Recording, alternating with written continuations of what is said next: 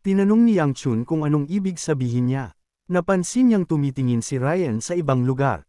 Nang lumingon siya, nakita niya ang Sword Supreme. Mabilis niyang naintindihan kung bakit sinabi ni Ryan na secure ang kayamanan. Napagtanto niyang alam ng nakatatanda ang tungkol sa Sword Supreme. Bago pa siya makapagsalita, inihayag ni Muyon na tapos na ang mga paghahanda. Naintindihan ni Yang Chun na wala siyang magandang dahilan para tanggihan ang nakatatanda kaya nagpasya siyang sumama na lang. Nang pumasok siya sa karwahe, sinabi niya sa matanda na babalik siya. Sinigurado ni Ryan na sasabihin niya sa kanyang kapatid na nakaalis siya ng ligtas. Napansin ni Yang Chun na hindi niya nakita si Weeby at tinanong ang nakatatanda kung saan ito pumunta. Sinabi ni Ryan na malamang na umiiyak ang kanyang kapatid sa isang sulok dahil aalis na siya. Naisip ng ating binata na niloloko siya ng nakatatanda. Nang nagsimulang gumalaw ang karwahe, hiniling ni Yang Chun sa nakatatanda na ipahatid ang palm niya sa kanyang kapatid. Lumingon si Ryan sa isang sulok at tinanong si Weeby kung bakit hindi siya direktang nagpaalam sa kanyang kapatid. Namamaga ang mukha ng dalaga. Ipinaliwanag niya sa nakatatanda na ayaw niyang makita ng kanyang nakababatang kapatid na umiiyak siya. Pinaalalahanan ni Ryan na hindi na 3 taong gulang si Yang Chun. Sa galit, sinabi ni Weeby na masyadong marupok ang kanyang kapatid. Sa kanilang daan patungong Mount Hua, tinawag ni Yang Chun si Muyon. Tinanong niya kung gaano katagal ang biyahe papunta sa sekta. Pinaalalahanan ng bodyguard ang kanyang master na naitanong niya na ito ng mahigit 30 beses. Naintindihan ni Yang Chun na masyado na siyang nagtatanong sa lalaki. Ipinaliwanag ni Muyon na kailangan pa nilang maglakbay ng ilang ulit sa layo na natakbo na nila. Sinabi ng ating binata na nakakainis marinig ito sa tuwing naririnig niya. Tumawa si Hyogan nang marinig ito. Tinanong niya si Yang Chun kung naiilang ba ito.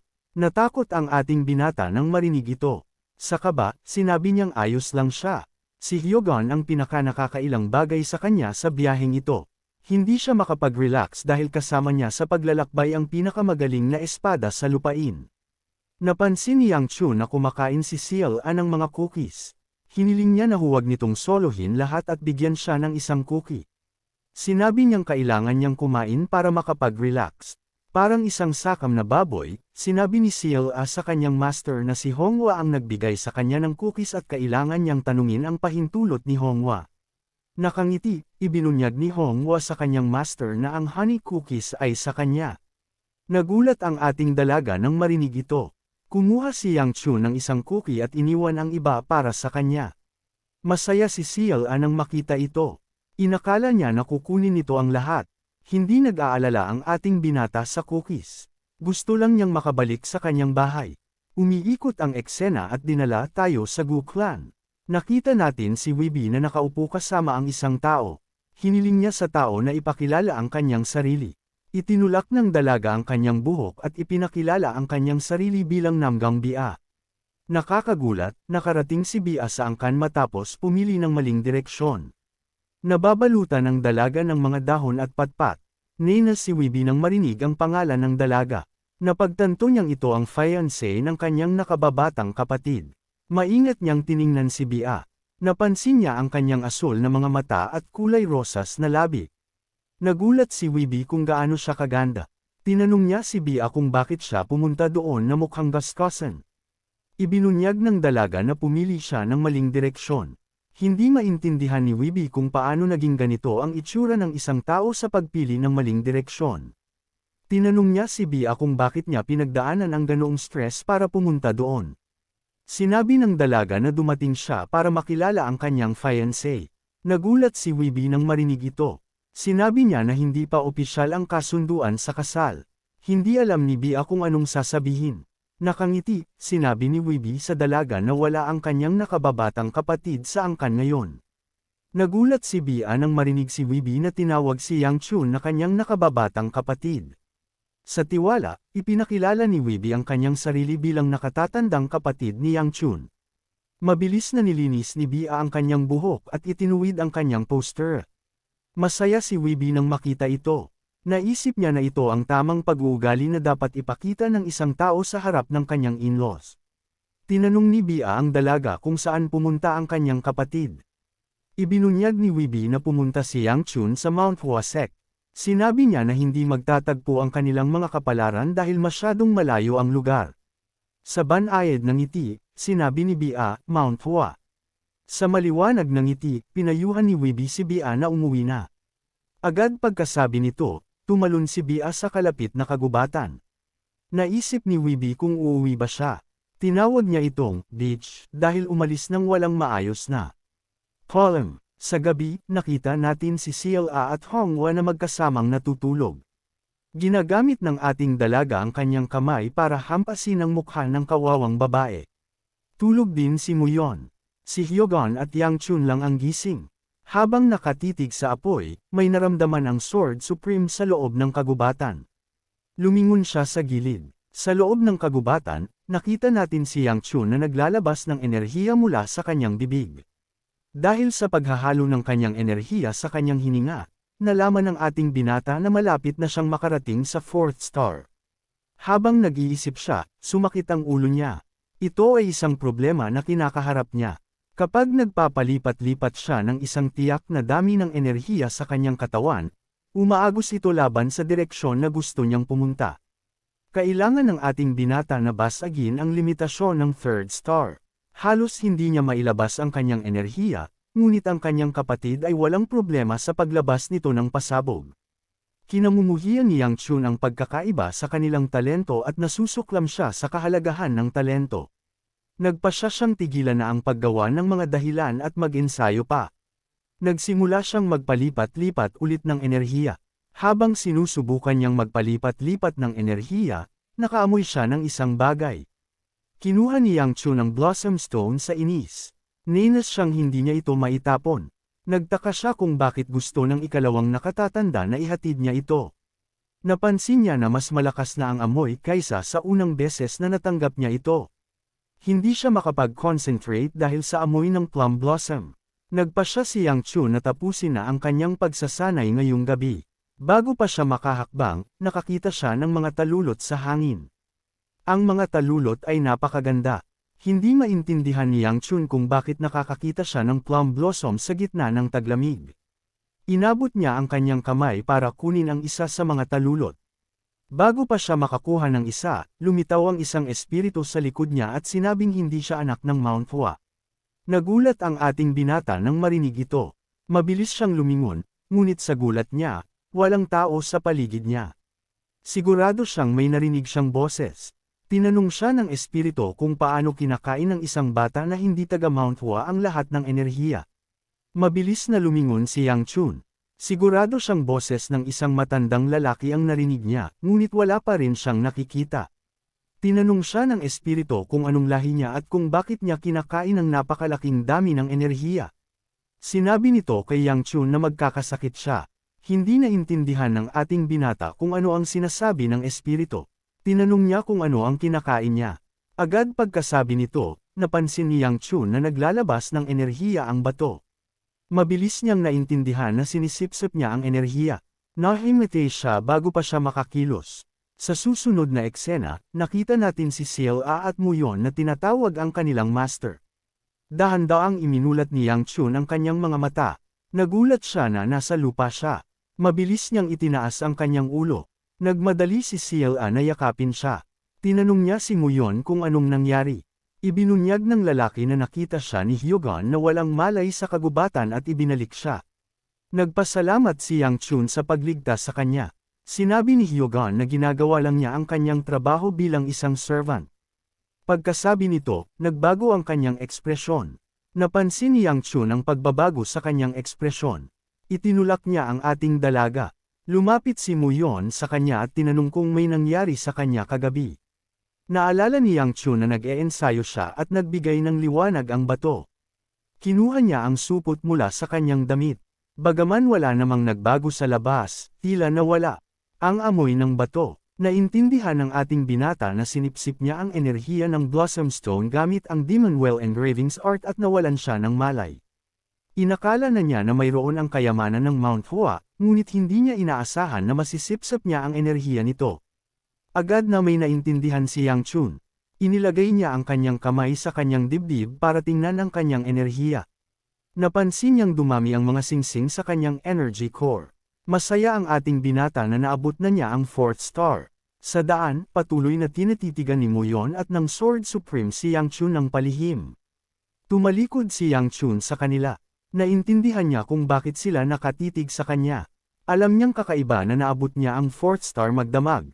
Inaasahan niyang titigil na sila sa pagtitig sa kanya. Habang nag-iisip siya, inamoy ni Sila ang kanyang mga damit. Inilayo ng ating binata ang kanyang kamay. Tinanong niya kung anong ginagawa niya. Sinabi ni Sila na may naamoy siyang kakaiba sa kanya. Nakita ni Yang Chun na kakaiba ito. Inamoy din niya ang kanyang mga damit at sigurado siyang nagpalit siya ng damit. Sinabi niya kay Sila na mas madalas pa siyang maligo kaysa sa kanya. Tinanong niya kung anong ibig sabihin niya. Nakangiti, ipinaliwanag ni Sila na mayroon siyang napakagandang amoy ng bulaklak. Kinabahan ang ating binata nang marinig ito.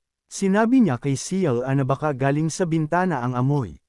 Nakita ng ating dalaga na kakaiba ito at sigurado siyang sa kanya galing ang amoy. Sa 3rd star, ang kaya lang gawin ni Yang Chun ay ilabas ang init, ngunit ngayon na nasa 4th star na siya, pakiramdam niya ay kaya na niyang magpakawala ng apoy ng walang problema. Naisip niya kung magagawa niya ito tulad ng ginagawa ni Weeby. Hindi sigurado ang ating binata tungkol dito. Naisip niyang kailangan niya itong subukan. Inakala niyang magkakaroon ng pagkakataong bugbugin ang isang tao. Agad pag-iisip nito, naalala niya ang babala ng ikalawang nakatatanda na huwag bugbugin ang sinuman. Habang nag-iisip, biglang huminto ang karwahe. Tinamaan ng ating binata si Sila anong mangyari ito. Tinanong ni Hongwa kung ayos lang siya. Sinabi niya na ayos lang siya. Tumingin siya sa labas ng bintana at tinanong si Muyon kung anong nangyari. Napansin niyang nakahawak ang kamay ng lalaki sa kanyang espada. Tumingin siya sa harap ng karwahe at tinanong si Muyon kung bakit siya nakabantay. Nakita ni Yang Chun ang isang binata sa harap ng karwahe. Nagtaka siya kung sino ito. Pinagsama ng lalaki ang kanyang mga kamay at humingi ng paumanhin sa pagiging istorbo. Mabilis na nakilala ng ating binata ang emblem sa damit ng lalaki. Nakangiti, ipinakilala ng binata ang kanyang sarili bilang Yongfang at sinabing siya ay isang 3rd generation disciple ng Mount Hua sect. Ipinaliwanag niya na pinahinto niya ang karwahe dahil may gusto siyang itanong. Nakilala ni Yang Chun ang pangalan ng lalaki. Naalala niya ang mas matandang bersyon ni Fang na nagtatanong sa kanya kung anong ginawa ng kanilang sekta sa kanya. Si Fang ang lalaking sumigaw nang makita ang ulo ng kanilang sect leader sa lupa. Naiilang si Yang Chun. Hindi siya makapaniwala na nakatingin siya sa isang mandirigman ng Mount Hua na pinatay niya gamit ang kanyang sariling mga kamay sa kanyang nakaraang buhay. Tinukoy ni Muyon ang lalaki bilang Blossom Sword Dragon at tinanong kung bakit gagawa ng ganoong irresponsible at mapanganib na bagay ang isang taong kilala tulad niya. Humingi ng paumanhin si Fang sa ginawa niya at sinigurado na hindi niya balak na harangin ang kanilang daan. Sinabi niya na pinahinto niya sila dahil kailangan niyang beripikahin ang isang bagay. Tinanong ni Muyon kung ano ang kailangan niyang beripikahin. Ibinunyag ni Fang na gusto niyang tingnan kung nasa karwahe ba ang isa sa kanilang mga disipulo. Sigurado si Yang Chun na hindi siya ang tinutukoy ng lalaki. Dahan-daang naglakad si Fang patungo sa kanila. Ipinaliwanag niya na nakaramdam siya ng pamilyar na aura mula sa malayo at sinabing nagpapasalamat siya na hindi masama ang mga bagay-bagay. Sinabi niya na mayroon siyang tanong. Hiniling ni Muyon na huwag na siyang humakbang pa. Bago pa siya makabunot ng kanyang espada, nakita niya at ni Yang Chun ang ilang plum blossom sa harap nila. Hindi nila alam kung kailan lumapit sa kanila si Fang. Nakangiti, tinanong ng Blossom Sword Dragon si Yang Chun kung bakit naglalabas siya ng aura ng Mount Hua kung hindi siya isang disipulo. Kinabahan si Yang Chun nang marinig ito. Napagtanto niyang lagot siya. Bago pa siya makapagsalita, may nagsabi sa kanya na lagot siya. Lumingon ang ating binata sa gilid. Nakita niya ang isang maliit na matandang lalaki na nakasuot ng puting robe sa tabi niya. Masaya ang lalaki na makita si Yang Chun na nakikita siya. Hindi maintindihan ng ating binata kung anong nangyayari. Naisip niyang naghahalusinasyon siya. Nilinis niya ang kanyang mga mata at tiningnan ulit ang matandang lalaki. Tinanong ng lalaki kung hindi niya bababatiin ang kanyang mga nakatatanda. Hindi alam ni Yang Chun kung anong sasabihin. Hindi naintindihan ni Fang kung bakit hindi siya sinagot ng ating binata. Tinawag niya ito. Inignora ni Yang Chun ang matandang lalaki. Nagtaka siya kung naghahalusinasyon ba siya dahil masyado siyang nag-ensayo. Nagulat ang matandang lalaki nang marinig ito. Sinigurado niya kay Yang Chun na hindi siya naghahalusinasyon. Sinabi ng ating binata na may naririnig na siyang mga bagay. Tinanong ni Fang kung may mali ba. Nagulat si Yang Chun sa tanong. Tinuro niya ang matandang lalaki at tinanong si Fang kung hindi niya ba nakikita ang matandang lalaking kasinliit ng insekto. Tinanong ng Blossom Sword Dragon kung anong sinasabi niya at nakita niyang kakaiba si Yang Chun. Tinanong ng ating binata si Muyon kung may nakikita ba siya. Nawala ang bodyguard. Nagpa siya siyang subukang maintindihan ng kanyang master at sinabing nakikita niya ito. Nagkatuwaan ang ating binata nang marinig ito. Sinabi ni Muyon na nakikita niya ang matandang may pulang buhok. Sinabi ni Yang Chun na hindi pula ang buhok ng lalaki. Tinanong ni Muyon kung asul ba ang kulay ng buhok nito. Napagtanto ni Yang Chun na walang nakikita ang kanyang bodyguard. Hiniling niyang itigil na ang paglalaro sa kanya. Hindi matanggap ng ating binata na siya lang ang nakakakita sa matandang lalaki. Hiniling niyang tumingin sila ng maigi. Tinawag siyang tanga ng matandang lalaki at inutusang manahimik. Naisip ni Yang Chun kung multo ba ito. Hindi siya makapaniwala na nasaniban siya. Sinigurado ng matandang lalaki na hindi siya nasaniban. Tinanong niya kung nakalimutan ba niya ang kinain niya. Tinanong ni Yang Chun sa lalaki kung anong sinasabi niya. Agad pagkasabi nito, naalala niyang sinipsip niya ang enerhiya ng Blossom Stone. Tinanong ng matandang lalaki kung naalala na niya ngayon at kung naalala niya ang katotohanan na kinain niya ang isang kayamanan ng Mount Wasek kahit na hindi siya isa sa kanila.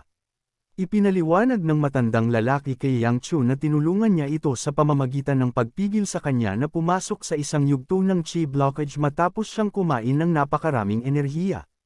Nainas siya na tinawag siya ng ating binata na matandang lalaking kasinliit ng insekto at multo. Tinanong ni Yang Chun ang pagkakakilanlan ng matandang lalaki. Nagulat ang matandang lalaki nang marinig ito. Tinanong niya kung hindi ba siya kilala. Sinabi niya sa ating binata na wala itong alam tungkol sa mundo. Sinabi ni Yang Chun na hindi siya dapat sikat kung hindi siya kilala. Nagulat si Muyon at Fang nang makitang nakikipag-usap ang ating binata sa sarili niya. Nagubo ang matandang lalaki at sinabi kay Yang Chun na minsan lang niya ipapakilala ang kanyang sarili. Hiniling niya na makinig itong mabuti. Ipinakilala ng matandang lalaki ang kanyang sarili bilang ikawalong pinuno ng Great Mount Hua Sect. Sinabi niyang ang pangalan niya ay Shin Chol, na kilala rin bilang Mount Hua Immortal Sword. Ang pinakamalaking digmaan na nangyari bago ang paglitaw ng Heavenly Demon ay ang Great Blood Demon War. 5 ekspertong martial artist ang pumihil sa pagpatay na ito. Kahit pagkatapos ng isang siglo, ang kanilang mga pangalan ay binabanggit pa rin sa kasaysayan ng Zhongyuan Merm. Ang taong pinakaiginagalang ng Mount Hua Sect ay ang maliit na parang insekto na lalaki sa harap ni Yang Chun. Hindi makapaniwala ang ating binata sa nangyayari. Tinanong ni Chol kung ipagpapatuloy ba niya ang pagkumpara sa kanya sa isang insekto. Nagulat ang ating binata nang marinig ito. Sigurado siyang tinawag niya ang lalaki na insekto sa isip lang niya. Sinabi ni Chol na naririnig niya ang kanyang mga iniisip. Hiniling niya kay Yang Chun na panatilihin ang kanyang asal ngayong alam na nito kung sino siya. Ayaw ni Yang Chun na tanggapin na nagsasabi ng totoo si Chol. Wala pa ring maintindihan si Muyon at Fang. Kinuha ni Yang Chun ang supot at tinanong kung bakit nasa loob siya ng bato. Ibinunyag ni Chol na hindi niya alam kung bakit siya nasa loob ng bato. Naisip ng ating binata na walang silbi siya. Pinaalalahanan siya ni Chol na naririnig niya ang kanyang mga iniisip. Sinabi niya kay Yang Chun na inakala niyang mas marami itong alam kaysa sa kanya. Sinabi ng ating binata na wala siyang alam. Tinanong ni Chol kung paano nakayanan ng isang tulad niyang hindi taga Mount Hua Sect na sipsipin ang enerhiya ng Blossom Stone. Hindi alam ni Yang Chun kung anong sasabihin. Napansin ni Chol na may alam ang ating binata. Iniiwasan ni Yang Chun ang pagtingin sa mata ng lalaki dahil hindi niya alam kung anong sasabihin sa kanya. Nagpa siya si Chol na tigilan na ang pangungulit. Naintindihan niya na ang mga kabataan tulad ng ating binata ay laging may gustong itago. Nagpasalamat ang ating binata sa lalaki dahil hindi na ito nagtanong pa. Sinabi ni Chol na ayos lang iyon. Ibinunyag niya na may paparating. Hiniling niya kay Yang Chun na mag-focus na lang sa bagay na ito. Hindi alam ni Yang Chun kung anong sinasabi ng lalaki. Agad pagkasabi ni Chol nito, nakita nating may mga taong lumabas sa kagubatan. Ang mga kabataan na lumapag sa harap nila ay nakasuot ng damit ng Mount Hua sect. Nagulat si Yang Chun nang makita sila. Hiniling ni Fang na huwag na lang silang pansinin at sinabing hindi sila banta. Agad pagkasabi nito, sinuntok ni Muyon ang kanyang tuhod at pinabagsak siya. Inilapit niya ang kanyang espada sa leeg ni Fang at hiniling kay Yang Chun na mag-ingat. Habang nakatingin sa mga lalaking nagtutok ng kanilang mga espada sa kanila, sinabi ni Muyon sa kanyang master na baka ambush ito. Sinabi ni Yang Chun sa kanyang bodyguard na hindi pa seryoso ang sitwasyon. Ipinaliwanag ni Muyon na naramdaman niya ang hostile energy mula nang lumitaw sila. Nagmakaawa si Fang kay Muyon na bigyan siya ng pagkakataong magpaliwanag. Sinabi niya kay Yang Chun na hindi niya alam kung bakit galit ang mga miyembro ng kanyang sekta. Sinigurado niya na malulutas niya ang mga bagay kung kakausapin niya sila. Tinanong ni Muyon kung galing ba talaga sila sa kanyang sekta. Hiniling ni Fang na tingnan niya ang emblem sa kanilang mga damit at sinigurado na mga mandirigma sila ng Mount Hua sect.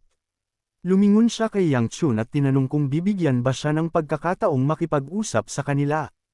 Hiniling ng ating binata sa kanyang bodyguard na bitawan siya. Sinunod ni Muyon ang kanyang utos. Nakangiti, sinigurado ni Fang na maaayos niya ang mga bagay. Lumingon siya at kumaway sa mga lalaki. Lumapit siya sa kanila at kinausap sila. Sa ilang kadahilanan, sinuntok siya sa mukha ng lalaking may headband. Nag-alala ang ating binata at si Muyon nang makita ito. Lumapit ang mga mandirigma kay Yang Chun. Pinagsama nila ang kanilang mga kamay at yumuko. Humingi ng paumanhin ang lalaking may headband dahil hindi sinasadya ni Fang na ilagay siya sa posisyon kung saan naramdaman niyang banta sila. Sinigurado ng ating binata sa lalaki na ayos lang. Humingi siya ng paumanhin dahil kinuha ng kanyang bodyguard ang kanyang espada bago pa nila maintindihan ang sitwasyon. Tinanong ni Yang Chun kung bakit sila napunta sa malayo at kung may nangyari ba. Sinabi ng leader na hindi nila maaaring ibunyag ang impormasyon sa kanya dahil tagalabas siya. Ibinunyag ni Fang sa ating binata na kamakailan lang ay may mga miyembro ng kanilang sekta na nawawala. Nagulat ang leader nang marinig ito at pinaalalahanan siya na hindi dapat ibinigay ang impormasyong iyon. Nagulat si Yang Chun sa sinabi ni Fang. Alam niyang hindi mahina ang Blossom Sword Squad ng Mount Hua para lang basta mawala. Nakita niyang kakaiba ito. Hinawakan ng leader ang tenga ni Fang at ipinaliwanag sa ating binata na tumakbo si Fang ng maaga sa kanila habang hinahanap nila ang kagubatan. Sinabi niya na naramdaman niya ang enerhiya ng isang miyembro. Lumingon si Yang Chun kay Chol. Ipinaliwanag niya na tinutukoy ni Fang ang enerhiya na nanggagaling sa kanyang katawan. Tinanong niya si Chol kung anong gagawin niya. Sinigurado ng Immortal Sword na ayos lang at ipinaliwanag na hinaranggan niya ang enerhiya na nanggagaling sa kanyang katawan. Tinanong ni Fang ang leader kung hindi ba niya nararamdaman ang enerhiya ng kanilang sekta na galing kay Yang Chun. Sinabi ng lalaki na nararamdaman niya ito. Nagulat ang ating binata nang marinig ito. Tinanong niya si Chol kung sigurado ba siya sa ginawa niya at sinabing nararamdaman pa rin nila ang enerhiya. Hiniling ni Chol na ipakita sa kanila ang Blossom Stone. Inilagay ng ating binata ang kanyang kamay sa kanyang damit. Nagulat ang mga lalaki nang makita ito. Kinuha niya ang bato mula sa kanyang damit at ipinakita sa kanila. Nagulat ang mga lalaki nang makita ito. Hindi sila makapaniwala na tinitingnan nila ang kayamanan na nawala ng kanilang sect leader sa isang pastahan sa inuman. Hindi makapaniwala si Yang Chun na nawala ng sect leader ang kayamanan ng kanilang sekta sa isang pastahan.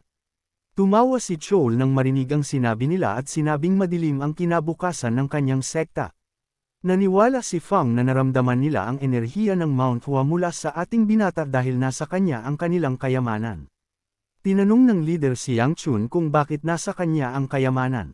Tumalon ang ating binata sa karwahe sa bintana. Humingi siya ng paumanhin dahil hindi siya nagpakilala ng mas maaga. Yumuko siya at sinabi ang kanyang pangalan. Sinabi niya na nasa daan siya para ibalik ang kayamanan ng Mount Hua na hiniram ng Gu Clan. Nagulat ang mga mandirigma nang marinig ito. Tila kilala nila ang Gu Clan. Hindi maintindihan ni Yang Chun at Muyon kung bakit sila bumubulong tungkol sa kanilang angkan. Nagulat ang leader na galing sa isang prestigious clan ang ating binata. Humingi siya ng paumanhin ulit sa pagpapakita ng puot sa kanya. Sinigurado ni Yang Chun na ayos lang at tinanong kung may mali ba sa pagiging taga-Gu clan. May napagtanto si Fang. Lumingon siya kay Yang Chun at binanggit ang kanyang kapatid. Bago pa niya matapos ang kanyang pangungusap, tinakpan ng kanyang mga kasamahan ang kanyang bibig at sinuntok siya. Pinabagsak nila siya at sinimulang bugbugin. Sinabi ng leader sa ating binata na huwag siyang mag-alala kay Fang. Sinabi ni Yang Chun na hindi ito mukhang ayos. Hiniling ng lalaki na huwag siyang mag-alala. Tinanong ng ating binata sa lalaki kung nagdulot ba ng problema sa kanila ang kanyang kapatid. Sa kakaibang ngiti, sinabi ng lalaki na hindi. Napansin ni Yang Chun na nagsisinungaling ito. Humingi siya ng paumanhin sa lalaki para sa gulo na idinulot nito. Ibinunyag niya na ibabalik niya ito sa bahay sa sandaling makarating sila sa sekta. Nagulat ang lalaki nang marinig na ibabalik niya si Yonso sa bahay. Tila masaya ang mga miyembro ng kanyang squad na marinig ang balitang ito. Tinanong ni Yang Chun kung may problema. Nilinisan ng mga miyembro ng squad ang daan para sa ating binata. Inilagay ng leader ang kanyang kamay sa kanyang balikat at hiniling na sumunod sa kanila. Nagulat si Yang Chun at Muyon nang marinig ito. Nagtaka sila kung gaano kalaki ang gulo na idinulot ni Yonso sa mga lalaking ito. Umiikot ang eksena at dinala tayo sa Mount Huasek. Nakita natin si Yonso na kumakatok sa pinto ng isang tao. Hiniling ng tao na pumasok siya. Pumasok ang dalaga at tinawag ang kanyang master. Ang kanyang master ay isang matandang babae na nakasuot ng puti. Pinuri siya ng babae sa pagbisita sa kanya araw-araw kahit na natatakot siyang maglakad mag-isa sa gabi. Tumakbo si Yonso para yakapin ang kanyang master at tinanong kung ayos lang ba ang kanyang katawan. Sinabi ng babae na mas maganda ang pakiramdam niya ngayon dahil nakikita niya ang magandang buwan sa labas. Nakangiti, sinabi ni Yonso na gumaan ang loob niya nang marinig ito. Pinaalalahanan siya ng kanyang master na matatapos na ang kanyang mga pagbisita. Sinigurado ni Yonso na mananatili siya sa tabi nito hanggang sa huli. Pinaalalahanan siya ng babae na babalik na siya sa Shanxi. Walang sinabi si Yonso sa babae. Nakangiti, tinanong siya ng kanyang master kung ayaw ba niyang bumalik sa kanyang pamilya. Sa malungkot na mukha, sinabi ni Yonso na hindi niya pamilya ang mga tao sa Shanxi. Nagulat ang kanyang master nang marinig ito. Nagpasya siyang huwag na lang mangulit. Sinabi niya na hindi karapat-dapat para sa isang may sakit na babae ang magsalita tungkol sa pamilya ng iba. Hiniling ni Yonso sa kanyang master na huwag magsalita ng ganoon. Pinaalalahanan niya na kilala ito bilang Blossom Sage bago pa siya magkasakit. Sinabi ng babae na mga salita lang iyon ng nakaraan at nagtaka siya kung gaano na lang ang oras na natitira sa kanya. Sa susunod na eksena, nakita natin ang isang taong nag-aalis ng mga demonic beasts. Pinunit-punit ng tao ang mga ito. Ang taong ito ay si Bia. Ang enerhiya na pumapalibot sa baliw na dalaga ay madilim at nakakakilabot. Ipinikit ni Bia ang kanyang mga mata at inalis ang lahat. Nasa ganap na kadiliman siya. Nang imulat niya ang kanyang mga mata, naramdaman niya ang isang natatanging enerhiya. Lumingon ang dalaga at tumakbo sa direksyon ng enerhiya. Umiikot ang eksena at nakita natin ang mga mandirigman ng Mount Hua na kasama ang grupo ni Yang Chun. Pinayuhan ni Honghua si Seal na maghanda ng maraming pagkain dahil sasama rin ang mga mandirigma sa kanila. Inutusan ng leader na hatiin sila sa mga grupo. Inatasan niya ang unang grupo para sa guard duty at inutusan ang ikalawang grupo na ihanda ang kampo para sa gabi. Sa loob ng kagubatan, nakita natin si Yang Chun na nakikipag-usap kay Chol. Tinanong niya ang matandang lalaki kung anong gagawin niya para umalis ito sa kanyang katawan. Sinabi ni Chol na hindi siya nakakabit sa kanya kung alam niya ang paraan. Sinabi niya na sana ay sumama na siya sa mga bata ng Mount Huasek. Tinawag ng ating binata si Chol na matandang lalaki at sinabing may tanong siya. Hiniling ni Chol na huwag siyang tawaging matandang lalaki. Sinabi niya kay Yang Chun ang kanyang pangalan at pinaalalahanan na siya ang immortal sword ng Mount Hua. Tinitigan siya ng ating binata. Hiniling ni Chol na huwag siyang tingnan ng hindi nagtitiwala. Sinabi ni Yang Chun na maniniwala siya sa kanya sa ngayon. Bago pa siya makapagtanong, pinigilan siya ni Chol. Hiniling niyang huwag siyang mag-alala at sinigurado na wala siyang interes sa kanyang bulok na katawan. Pinaalalahanan ng ating binata ang lalaki na ang kanyang sariling katawan ay nabubulok na. Sinabi ni Chol na napakarami niyang sinasabi para sa isang taong may nakakatakot na bagay sa loob. Nagulat si Yang Chun nang marinig ito at tinanong kung anong dala niya. Nagulat ang Immortal Sword na hindi alam ng ating binata kung anong nasa loob ng kanyang sariling katawan. Hindi makapaniwala si Yang Chun na mayroong isang bagay sa loob niya. Sinabi ni Chol sa ating binata na gusto niyang sagutin nito ang kanyang tanong bago pa niya sabihin ang anuman. Tinanong niya si Yang Chun kung anong nangyari sa Bloody Demon. Nagulat ang ating binata nang marinig ito. Sinabi niya sa sarili niya na hindi si Chol ang Immortal Sword ng Mount Hua. Nagulat si Chol nang marinig ito. Ibinunyag ni Yang Chun na pinatay ng Immortal Sword ang Bloody Demon. Tinanong niya si Chol kung bakit magsasabi siyang siya ang Immortal Sword kung hindi niya alam ang kapalaran ng Bloody Demon. Sinabi ni Chol na tinanong din niya sa sarili niya ang parehong tanong. Ibinunyag niya kay Yang Chun na hindi niya maalala ang huli niyang laban sa Bloody Demon sa ilang kakaibang kadahilanan. Napansin ng ating binata na seryoso ang Immortal Sword. Nagpasya siyang huwag na lang mangulit. Tinanong niya kung anong dala niya sa kanyang katawan at kung may alam ba siya. Nina si Chol nang marinig ito. Tinanong niya si Yang Chun kung bakit niya dapat siyang sagutin kung hindi naman ito naniniwala sa kanyang pagkakakilanlan. Nagulat ang ating binata na ang ganoong katandang lalaki ay may pagkamudi.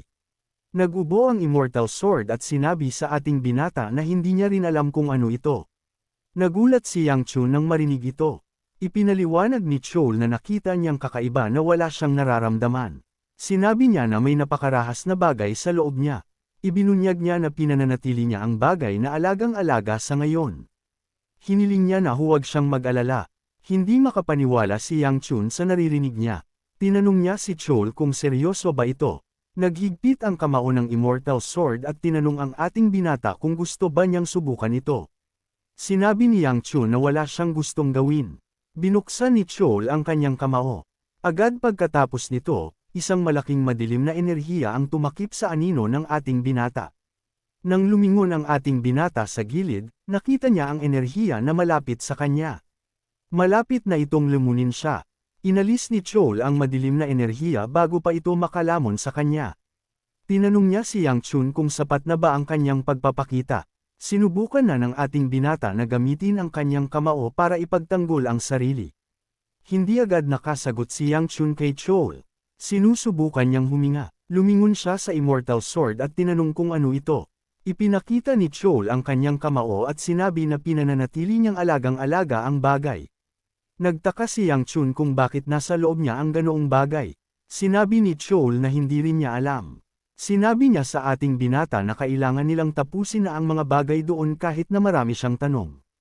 Nagulat si Yang Chun nang marinig ito. Sinabi niya sa lalaki na binigyan lang niya siya ng napakaraming bagong tanong. Hiniling ni Chol sa ating binata na tumangala. Nang tumangala si Yang Chun, wala siyang nakita. Lumingon siya sa matandang lalaki at tinanong kung may mali ba. Agad pagkasabi nito, nakita natin ang isang maliwanag na kulay rosas na liwanag sa kalangitan. Bago pa makapagtanong ang ating binata, dumaan ang kulay rosas na enerhiya sa kanya sa nakakatakot na bilis. Nagulat si Yang Chun nang makitang napakalapit sa kanya ng enerhiya. Mabilis siyang lumingon sa gilid. Nakita niya ang isang taong nababalutan ng alikabok. Sa galit, tinanong niya ang taong dumaan sa kanya kung anong ginagawa niya. Ang taong ito ay si Fang. Ibinunyag ng Blossom Sword Dragon kay Yang Chun na may kasabihan na ipinasa sa Mount Hua mula pa noong sinaunang panahon. Hindi naintindihan ng ating binata kung anong sinasabi ng lalaki. Sa maliwanag ng ngiti, sinabi ni Fang sa ating binata na kailangan nilang maglaban para maging magkaibigan. Sinabi ni Chol na buo pa rin ang espiritu ng Mount Hua. Hindi naintindihan ni Yang Chun ang sinasabi ni Fang. Tinanong niya kung ito ba ang paraan ng mga mandirigman ng Mount Hua sa pag-anyaya sa iba para sa isang sport. Humingi ng paumanhin si Fang para sa kanyang biglaang atake. Ipinaliwanag niya na nag-exact siya dahil hindi pa siya nakakakita ng kapwa martial artist na nag-eensayo. Nagulat si Yang Chun nang marinig ito. Tinanong niya kung hindi ba maraming martial artist sa kanyang sekta ang nag-eensayo. Hindi alam ng Blossom Sword Dragon kung paano sisigot sa ating binata. Gustong sabihin ni Chol kay Yang Chun ang isang bagay tungkol kay Fang. Sinabi ng ating binata na alam na niya. Sinabi niya sa matandang lalaki na si Fang ang pinakabatang elite martial artist sa Mount Hua. Sa mga taong walang talento, siya ay parang isang matayog na pader. Kahit nasubukan niyang makipagkaibigan sa mga kaedad niya, lalo lang niyang gagawing mas malala ang kanilang feelings of inferiority. Nagulat si Chol na naintindihan ni Yang Chun si Fang. Naisip niyang baka nakaranas din ang ating binata ng ganito. Sinabi ni Yang Chun kay Fang na makikipag-spar siya sa kanya. Napakasaya ng lalaki nang marinig ito. Nagpasalamat siya sa ating binata para sa pagkakataon. Agad pagkatapos niyang magpasalamat, nakita natin ang ilang enerhiya ng kidlat sa tabi niya. Sinabi ni Fang sa ating binata na gusto niyang magsimula agad. Bago pa siya makapagsalita, isang malaking kidlat ang ibinato sa kanya. Ang atake ay ipinadala sa pamamagitan ng isang puno na nagpalipad kay Fang. Natapon siya sa lawa na nasa tabi nila. Nagulat si Yang Chun nang makita ito. Lumingon siya at tiningnan ang malaking butas sa puno. Nakita niya ang ating paboritong baliw na dalaga na may puting buhok. Nagulat si Bia nang makita siya. Sa maliwanag ng ngiti, sinabi ng dalaga na nakita na niya ito. Umiikot ang eksena at dinala tayo sa nakaraan. Nakita natin ang isang mas matandang Yang Chun na nakaluhod sa ilalim ng ulan. May hawak siyang nasugatang tao sa kanyang mga bisig. Ang taong ito ay ang mas matandang Bia. Inabot ng babae ang mukha ni Yang Chun. Tinanong niya kung umiiyak ba ito. Hiniling ng ating binata na tigilan na ang mga walang kwentang sinasabi at sinabing ulan lang iyon. Sa malungkot na ngiti, sinabi ni Bia na walang swerte ito. Tinanong ni Yang Chun kung bakit niya ginawa iyon at sinabing sana ay tumakas na lang siya mag-isa. Lumabas na hinaranggan ni Bia ang isang atake para kay Yang Chun. Hinayaan niyang bukas ang kanyang sarili at nakatanggap siya ng ikalawang atake sa kanyang tiyan. Winasak ng mga atake ang kanyang kamay at malubhang sinubitan ang kanyang tiyan. Tinanong ng ating binata kung bakit niya ginawa ang ganoon. Tinitigan siya ni Bia. Sinabi niya na naramdaman lang niyang gawin iyon. Tinanong niya kung lumabas na ba ang buwan. Sinabi ni Yang Chun na nasa itaas na ito. Nakangiti, sinabi ni Bia na naroon ang parehong bagay at ito ay sapat na para sa kanya. Agad pagkasabi nito, namatay siya. Tiningnan lang siya ni Yang Chun. Habang tinitingnan niya ang kanyang katawan, may lumapit sa kanya mula sa likod. Ang taong ito ay isang swordsman. Nakangiti, sinabi ng lalaki na hindi niya alam na may tinatawag na pagkakaibigan ang mga demonic humans at tinanong kung pag-ibig ba talaga iyon. Tumayo si Yang Chun nang marinig ito. Hiniling ng lalaki na huwag siyang maging malungkot at sinabing sasama na rin siya kay Bia. Tinukoy ng ating binata ang lalaki bilang meteor sword. Nangako siyang gagawin ang isang bagay para sa kanya. Naglabas si Yang Chun ng malaking lilang enerhiya. Ipinangako niya sa lalaki na hindi ito mamamatay ng madali. Umiikot ang eksena at dinala tayo pabalik sa kasalukuyan. Sa gulat, tinanong ni Yang Chun si Bia kung bakit siya pumunta doon. Gustong sumagot ni Bia ngunit may nakita siyang kakaiba sa tabi ng ating binata. Tinanong ng leader ng grupo si Yang Chun kung kilala niya si Bia. Itinaas niya ang kanyang espada at tinanong kung may pahintulot ba siyang patayin siya. Nagulat si Yang Chun nang marinig ito. Nang lumingon siya sa likod, nakita niya ang natitirang bahagi ng grupo na may hawak na kanilang mga espada. Hindi niya alam kung anong sasabihin sa leader. Malaking problema na ang nasaktan ng tanga na dalaga, na ito ang isang mandirigma ng Mount Hua. Naisip ng ating binata na hindi matalino na pagtakpan siya sa pamamagitan ng pagsasabing kilala niya siya. Ayaw niyang sabihin na engaged sila dahil hindi pa ito opisyal. Habang nag-iisip siya kung anong sasabihin, ibinunyag ni Bia sa mga lalaki na si Yang Chun ang kanyang fiancé. Nagulat ang mga lalaki nang marinig ito. Kahit si Chol ay nagulat. Naintindihan ng ating binata na hindi niya ito maaaring tanggihan at nagpasya siyang tanggapin ang sinabi niya. Ang lahat kasama si Chol ay lumingon sa kanya. Hindi nila maintindihan kung bakit ang isang magandang dalaga ay engaged sa isang lalaking tulad nito. Alam ni Yang Chun kung anong iniisip nila. Inasahan niyang hindi sila magagalit sa kanya dahil hindi niya sinabi sa kanila. Tinanong niya si Bia kung bakit siya nasa doon. Sinabi ng dalaga na pumunta siya para makita siya. Napansin ni Yang Chun na nakatitig pa rin ang mga lalaki sa kanya. Pinaalalahanan niya sila na handa silang bunutin ang kanilang mga espada kay Bia kanina. Tinanong niya kung bakit sila nakatingin sa kanya. Lumingon siya sa dalaga at tinanong kung bakit siya umatake kung gusto niya siyang makita.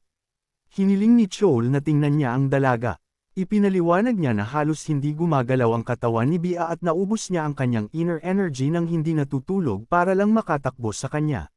Sinabi ng lalaki kay Yang Chun kung naniniwala ba siya na makikilala ni Bia ang pagkakaiba sa pagitan ng isang tao at isang demonic beast. Sinabi ng ating binata na ang pag-ubos sa sarili hanggang sa punto na hindi na makilala ang pagkakaiba sa pagitan ng tao at demonic beast ay hindi dapat pinupuri. Sinabi ni Chol na ginawa ito ni Bia dahil nagmamalasakit siya sa kanya. Sinabi ni Yang Chun na hindi madali ang pagpapatawad ng Mount Hua dahil sa kalagayan na inilagay niya ang mga miyembro nito. Agad pagkasabi nito, nakita natin si Fang sa tabi niya. Nakaluhod ang lalaki sa tabi ng ating binata. Nagulat si Yang Chun na nasa tabi niya ito. Tila nabighani si Fang sa ganda ng mukha ni Bia. Naintindihan ng ating binata na nahulog na ang hanggal para sa kanya. Tinawag niya itong, tanga na si Raulo, sa kanyang isip. Sa peking ngiti, tinanong niya ang lalaki kung ayos lang ba siya. Tinapik ni Fang ang kanyang dibdib at hiniling sa ating binata na makipaglaban sa kanya ngayon. Hindi inaasahan ni Yang Chun ito. Sinabi niya na ayos na siguro ang katawan nito. Sa gabi, nakita natin ang lahat na nagtitipon sa tabi ng lawa. Si Yang Chun at Fang ay nakatayo sa harap nila upang magdulo. Kahit na nakatayo ang ating binata sa harap niya, tumitingin si Fang sa ibang lugar. Nakatitig siya kay Bia. Nakaupo ang dalaga kasama si Seal at ang iba pa sa grupo ni Yang Chun at kumakain ng cookies. Nina si Yang Chun sa pagkabighani ng kabataang lalaki. Tinanong ni Chol kung nagseselos ba siya. Hiniling ng ating binata na itigil na ang mga walang kwentang sinasabi. Ipinaliwanag niya na tinanggap niya ang duelo dahil sa kabutihan ng kanyang puso at na ayaw niya lang kung paano ito ginagamit ni Fang para sa kanyang maruming layunin. Hiniling ni Chol na gamitin din ni Yang Chun ang duelo para sa kanyang sarili. Tinanong ni Yang Chun ang lalaki kung anong makukuha niya sa pagwawagi sa laban. Tinawag siyang tanga ni Chol. Tinanong niya kung hindi ba siya interesado kung gaano siya kalakas. Habang nakasandal kay Bia, tinanong ni Seal kung bakit siya naroon. Tinanong niya kung pumunta ba siya para makita siya. Hiniling ng Sword Supreme sa kanyang apo na tigilan na ang paghawak kay Bia. Sinabi ng dalaga na ayos lang yun. Sinabi niya na ganoon talaga ang ating dalaga. Nagulat si Hyogan na ang kanyang apo ay ganoon kawalang respeto. Pinagsama ni Muyon ang kanyang mga kamay at nagdasal na sana ay hindi masaktan ang kanyang master. Sinigurado ni Honghua na magiging ayos ang mga bagay. Tinanong ng isa sa mga miyembro ng Mount Hua ang kanilang leader kung sino sa tingin niya ang mananalo sa laban. Naniwala ang lalaki na halata ang sagot. Sinabi niya na tunay na halimaw si Fang at pinaalalahanan sila na nakita na nila ang kanyang talento. Sinabi niya na si Fang ay maaaring maging mapaglaro minsan, ngunit iba siya kapag nagiging seryoso na. Ipinikit ng lalaki ang kanyang mga mata at nag-concentrate sa kanyang enerhiya. Naglabas ang kanyang espada ng kulay rosas na enerhiya nang buksan niya ang kanyang mga mata, naglalabas ito ng mga plum blossoms. Tila humanga ang Sword Supreme. Nag-pose si Fang at sinabing aatake siya. Agad pagkasabi nito, naging mas madilim at mas makapal ang kanyang enerhiya. Nang lumapit ang ilang plum blossom kay Yang Chun, nasunog ang mga ito. Nagulat ang lahat sa nakita nila. Hindi alam ng mga lalaki ng Mount Hua kung anong tinitingnan nila. Kahit ang Sword Supreme ay humanga sa kanyang nakita. Tinakpan ng enerhiya ng apoy ni Yang Chun ang kanyang katawan. Napansin ng ating binata na hindi siya makapaglabas ng kasing dami ng apoy tulad ng kanyang kapatid. Nagulat si Fang sa mga apoy na inilalabas ng ating binata. Hiniling ni Yang Chun na itigil na ang ganoong ekspresyon. Sa nakakatakot na mukha, tinanong niya kung natatakot ba siya. Naghigpit ang hawak ni Fang sa kanyang espada. Nakangiti, sinabi niya sa ating binata na ayos lang siya at magsisimula na siya. Agad pagkasabi nito, sumugod siya kay Yang Chun. Nagmadali siyang umatake sa kanya sa nakakabaliw na bilis. Naglabas siya ng kulay rosas na enerhiya mula sa kanyang katawan habang tumatakbo. Nang lumapit siya kay Yang Chun, tinipon niya ang kanyang enerhiya sa kanyang talam. Nagtinginan sila ng ating binata sa mata. Bago pa makatama ang kanyang espada sa kanya, ginamit ni Yang Chun ang kanyang kamay para itulak pataas ang kamay ni Fang. Ganap na bukas ang katawan ni Fang. Binigyan siya ni Yang Chun ng mabigat na suntok sa kanyang tiyan. Nangyari ang lahat sa isang iglap kaya hindi man lang nalaman ni Fang kung kailan siya tinamaan. Binalutan ng apoy ang suntok ng ating binata, na nagpasigaw sa Blossom Dragon sa sakit. Nagulat si Bia at Muyon sa nangyari. Nabuka ang bibig ng leader nang makita kung paano winasak ni Yang Chun ang Blossom Dragon. Kahit ang Sword Supreme ay nagulat sa ginawa ng ating binata. Nakaluhod si Fang sa harap ng ating binata. Hindi niya maigalaw ang kanyang katawan. Nakangiti, sinabi niya na talo siya. Lahat ay nagulat nang marinig ito. Tumayo si Bia. Inilagay niya ang kanyang kamay sa kanyang espada at hiniling kay Yang Chun na labanan din siya. Naisip ng ating binata kung nabaliw na ba siya. Sinabi niya na katatapos lang niyang lumaban. Tinitigan siya ni Bia nang marinig ito. Hindi naintindihan ni Yang Chun kung bakit siya nakatitig sa kanya. Tinanong niya si Chol kung galit ba si Bia dahil hindi niya tinanggap ang kanyang hiling. Sinabi ng matandang lalaki na mukhang upset siya. Alam ni Yang Chun na magiging magulo ang mga bagay kung hahayaan niya itong maging upset. Sinabi niya na gabi na at hiniling sa kanya na labanan siya sa ibang pagkakataon. Itinabi ng baliw na dalaga ang kanyang espada. Hinawakan niya ang kanyang kamay. Nakangiti, hiniling niya na huwag niyang kalimutan ang kanyang pangako. Kinabukasan, nakita natin si Yang Chun na nagpapalipat-lipat ng enerhiya sa kanyang katawan. Lumulutang siya sa hangin at nababalutan ang kanyang katawan ng apoy.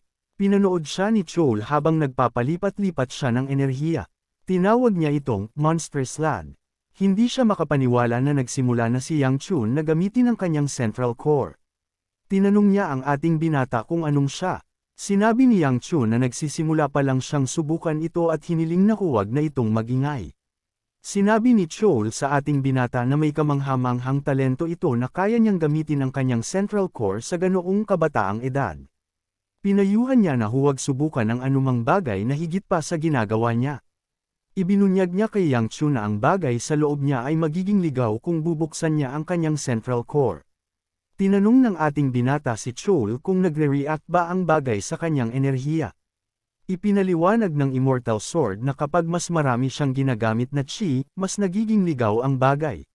Sinabi niya na ang anumang bagay na higit pa sa paglabas ng apoy mula sa kanyang katawan at pagbalot sa kanyang mga braso ng apoy ay magiging sanhi ng pagkawalan ng kontrol ng bagay. Nag-alala si Yang Chun nang marinig ito. Tumayo siya at sinabing hindi pa ito sapat. Agad pagkasabi nito, lumitaw si Fang. Tinanong niya ang ating binata kung hindi pa ba siya nasisiyahan sa kanyang sarili kahit na nanalo siya sa laban. Tinanong ni Yang Chun kung anong gusto niya. Yumuko si Fang at nagpasalamat sa ating binata. Nagulat si Yang Chun nang makita ito. Tinanong niya kung bakit siya nagpapasalamat. Sinabi ni Fang na hindi niya alam kung anong aral ang sinusubukan ni Yang Chun na ituro sa kanya, ngunit masasabi niyang gusto siyang turuan ng isang mahalagang bagay. Nagulat si Chol nang marinig ito. Inakala niyang magluluksa si Fang matapos na matalo ng walang magawa. Hindi niya inaasahan na lilinawin niya ang kanyang isip. Nina si Yang Chun nang kailangan niyang isakripisyo ang kanyang buhay para mag-ensayo, ngunit si Fang ay nagsasalita lang ng walang kwenta matapos ang isang laban sa isang gabi. Sinabi ni Chol na masyado siyang mapagtanim. Sinabi ni Yang Chun sa Blossom Dragon na hindi niya balak na turuan siya ng anuman. Sinabi niyang natutuwa siyang may nakuha siya. Ipinaliwanag ni Fang na palagi siyang naniniwala na siya ang pinakamatalinong tao sa kanyang mga kasamahan. Sinabi niya na naintindihan na niya ngayon na ang buong mundo ay nasa labas ng kanyang abot. Nakangiti, sinabi niya na sigurado siyang mas nagsikap si Yang Chun kaysa sa kanyang inaakala. Sa ilang kadahilanan, ninas ang ating binata na kinikilala ni Fang ang kanyang pagsisikap. Sinabi niya sa Immortal Sword na kinamumuhian niya talaga siya. Hiniling ni Chol na manahimik siya at makinig. Sinabi ni Yang Chun na hindi niya mapatahimik ang kanyang mga iniisip. Pinagsama ni Fang ang kanyang mga kamay at yumuko. Nagpasalamat siya ulit sa ating binata. Naalala ni Yang Chun ang mas matandang Fang at kung anong ginawa niya sa kanya. Sinabi niya sa sarili niya na kinamumuhian niya talaga si Fang. Hindi alam ni Chol kung bakit hindi niya gusto ang mabait na bata. Sa ibang bahagi ng kagubatan, nakita natin si Sila na nakikipag-usap sa kanyang lolo. Tinanong niya kung nakita ba niya ang ginawa ng kanilang master. Sinabi niya na nag-blam-blam lang si Yang Chun at natalo ang lalaking bulaklak. Dumaan ang mga miyembro ng Mount Hua sa kanyang tabi nang sabihin niya ito. Nalungkot sila nang pinaalalahanan na natalo ang kanilang prodigy. Hiniling ni Hyogon sa kanyang apo na hinaan ang kanyang boses. Sinabi ni Ciel na nasa malaking problema sila. Tinanong ni Hyogon kung anong nangyari. Ibinunyag ng ating dalaga na engaged na ang kanilang master. Sinabi ng Sword Supreme na masayang okasyon ito. Habang sumisigaw, sinabi ni Ciel na hindi. Nagulat si Hyogon nang makita ito. Hindi niya maintindihan kung bakit siya nag-overreact. Ibinunyag ni Ciel na hindi niya maintindihan kung anong ibig sabihin ng maging engaged. Sinabi niya na siya lang ang pinapayagang gumawa ng mga bagay sa kanilang master. Hiniling niya sa kanyang lolo na sabihin kay Yang Chun na hilingin ang kanyang pahintulot. Naintindihan ni Hyogon na hindi alam ng kanyang apo kung anong ibig sabihin ng maging engaged. Nagpa siya siyang ipaliwanag ang mga bagay sa kanya. Tila nagulat si Ciel nang malaman kung anong ibig sabihin nito. Umiikot ang eksena at nakita natin ang grupo na kumakain. Naging hindi komportable ang ilang bagay para kay Yang Chun matapos ang laban niya kay Fang. Ang pinakamalaking bagay na nagpagulo sa ating binata ay si Ciel. Habang kumakain sila, napansin ng lahat na tahimik ang ating dalaga at nakatitig sa kanyang mangkok. Tinanong ng Sword Supreme ang kanyang apo kung may masama ba siyang pakiramdam. Umiling si Ciel para sabihing ayos lang siya. Tinanong siya ni Yang Chun kung bakit niya pinipili ang kanyang pagkain kung hindi naman siya masama ang pakiramdam. Sinabi niya na kukunin niya ang kanyang mga paboritong pagkain kung gagawin lang siyang laktawan ang kanyang mga pagkain. Habang nagsasalita ang ating binata, inilagay ni Bia ang kanyang chopstick sa malaking kaldero sa gitna nila. Gusto niyang kumuha ng pagkain. Bago pa niya makuha ang karne sa harap niya, may kumuha nito. Ang taong ito ay si Ciel. Hindi naintindihan ni Bia kung bakit niya kinuha iyon. Nagpa siya siyang kumuha ng isa pang karne. Muling kinuha ng ating dalaga ang karne na gusto niyang kunin. Hindi alam ni Bia kung bakit naging bastos si Ciel. Nena si Yang Chun sa ginawa niya. Bago pa siya makapagsalita, sinigawan ni Hyogon si Ciel. Tinanong niya kung saan siya natuto ng ganoong masamang asal. Nagulat ang lahat na itinaas niya ang kanyang boses. Nalungkot si Ciel nang marinig ang kanyang lolo na sumisigaw. Tumayo siya at sinabi na tanga siya. Tumakbo siya palayo sa kanila. Nagulat si Hyogon nang makita ito. Hindi naintindihan ni Yang Chun kung bakit siya kumikilos sa ganoong kakaibang paraan. Tinanong niya si Bia kung may ginawa ba siya sa ating dalaga. Umiling ang dalaga. Napansin ni Yang Chun na may ikinagagalit si Ciel mula pa noong araw na lumaban siya kay Fang. Sa susunod na eksena, nakita natin si Yang Chun na nagising. Pinuri niya si Muyon sa pagbabantay buong gabi. Pagod ang ating binata. Kinailangan nilang magkampo sa loob ng ilang araw. Naramdaman niyang mas maraming araw siyang natulog sa labas kaysa sa kanyang sariling bahay. Lumapit siya sa isang ilog at ginamit ang tubig para maghilamos. May malaking at maskuladong lalaki sa tabi ni Yang Chun. Ang taong ito ay si Fang. Nakangiti, tinanong ng bata si Yang Chun kung gusto niyang mag-ensayo kasama siya. Ninas ang ating binata sa kanyang katawan. Naisip niya kung ilegal bang magsuot ng shirt sa umaga sa kanilang sekta. Ipinaliwanag ni Chol na nagbabago ang katawan ng isang martial artist upang ipakita ang kanilang mental na estado at ang kanilang paraan ng pagtipon ng chi. Kapag mas matatag sila tulad ng isang puno, mas maganda ang pamumulaklak ng mga blossoms. Sinabi ng ating binata na alam na niya ito. Pinayuhan ni Chol na mag-ensayo rin siya ng pisikal. Nagpasalamat si Yang Chun kay Fang para sa kanyang alok. Sinabi niya na mayroon siyang mas mahalagang bagay na dapat asikasuhin ngayong araw at maaari silang mag-ensayo sa ibang pagkakataon. Nagulat si Fang nang marinig ang tungkol sa isang mahalagang bagay. Tinanong niya si Yang Chun kung may espesyal ba ngayong araw. Tinanong ng ating binata kung nakalimutan ba niya kung anong araw ngayon. Umiikot ang eksena at nakita natin si Yang Chun na nakatitig sa isang napakahabang hagdan. Masaya si Chol nang makita ang hagdan. Naniwala siyang nagbibigay ito ng pakiramdam ng katatagan at kagandahan. Hindi sumang-ayon ang ating binata sa lalaki. Sa susunod na eksena, dinala tayo sa isang inn. Tinanong ni Yang Chun si Fang kung palaging umaakyat ang mga miyembro ng kanyang sekta sa hagdan.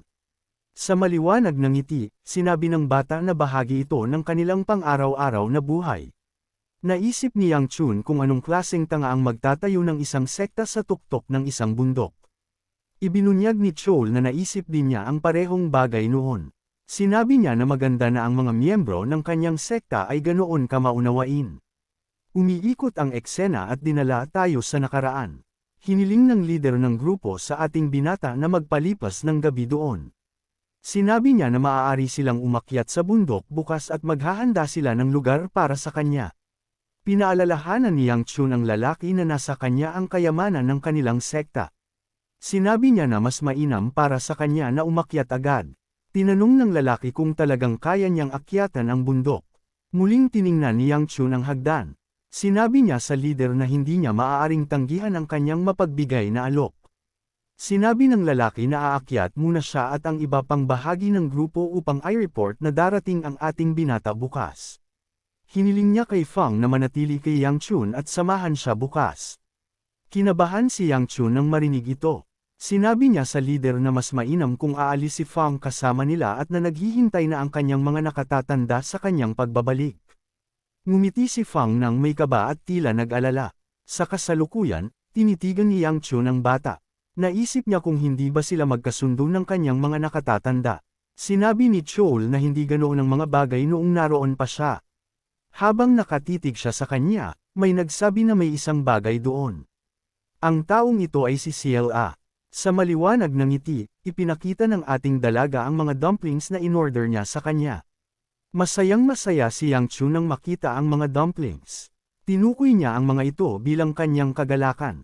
Umupo si CLA sa tabi niya at inalok siya ng isang tasa ng tubig. Nagulat ang ating binata nang makita ito at tinanong kung ayos lang ba siya. Ngumiti ng malumanay si CLA sa kanya. Tinanong niya kung gumawa ba siya ng mabuti. Hindi naintindihan ni Yang Chun kung bakit ang isang taong malungkot ilang araw na ang nakalipas ay biglang naging masayahin. Malumanay na hinagod niya ang ulo ng ating dalaga. Nagulat si CLA nang makita ito. Masayang-masaya siya nang makita kung paano siya tinatrato ni Yang Chun. Sinabi ng ating binata na magiging maganda ang mga bagay kung patuloy siyang magiging mabait. Sinabi ni CLA na hindi siya gumagawa ng masasamang bagay. Agad pagkasabi nito, may umupo sa tabi nila. Kumuha ang taong ito ng isang dumpling at inalok sa ating binata. Ang taong ito ay si Bia. Hiniling ng dalaga na buksan niya ang kanyang bibig. Naisip ni Yang Chun kung dapat ba niya itong kainin o hindi. Tinitigan ni CLA ang dumpling. Mabilis niya itong kinain. Tinitigan niya si Bia. Nagulat si Bia na kinain ni CLA ang dumpling. Ngumiti lang siya sa ating dalaga. Hindi alam ni CLA kung bakit ngumingiti ang dalaga. Naiinis si Yang Chun sa nangyayari. Gusto lang niyang kainin ang kanyang pagkain ng payapa. Sa susunod na eksena, nakita natin ang isang lalaking bumagsak ng kanyang espada sa lupa. Natakot ang lalaking nakamaskara sa harap niya nang marinig ang tunog ng espada ng lalaki. Tinanong ng lalaking nakaupo sa trono ang nakamaskara kung may nakahuli ba sa kanya. Sa nanginginig na tono, sinabi ng lalaki na napansin ng Mount Hua ang kanyang presensya. Ninas ang malaking lalaki nang marinig ito. Naintindihan niya na hindi na sila makakakuha pa ng isang bagay mula sa sekta. Sinabi ng nakamaskara na magpapadala siya ng isang ulat sa pangunahing palasyo. Pinayuhan siya ng lider na huwag maging huli. Sinabi niya na nakita niya ang mga lalaki na nawawalan ng kanilang mga braso dahil sa pagiging huli. Naniwala siyang alam na ng kanyang nasasakupan ang mga kahihinatnan ng pagiging huli. Ibinunyag ng nakamaskara na nagbigay ng utos ang pangunahing palasyo at sinabing lumitaw ang Divine Physician sa Shonshi. Tumigil ang lalaki sa pagpalo ng kanyang espada sa lupa nang marinig ito. Nagsimulang manginig ang nakamaskara nang makita ito. Ibinunyag niya sa lider na ang physician ay nanatili sa Anhui ngunit ngayon ay nasa Shonshi. Sinabi niya na nagpadala na siya ng kanilang mga tauhan upang kunin ang eksaktong lokasyon ng physician. Tinukoy ng lider ang lalaki bilang Beichong. Tumayo siya nang tawagin ang kanyang pangalan. Tumayo siya sa harap ni Beichong at itinutok ang kanyang espada sa kanya. Sinabi niya na hindi niya inutusan na gamitin ang kanilang mga tauhan. Sa nanginginig na tono, ibinunyag ni Beichong sa kanyang lider na utos ito mula sa Palace Master. Inilapit ng lider ang kanyang espada sa ulo ng lalaki. Tinanong niya kung papatayin ba nila ang physician o kukunin lang. Sinabi ni Bechong na inutusan silang ikulong ang physician sa kanilang underground prison. Inilagay ng leader ang kanyang espada sa kanyang balikat.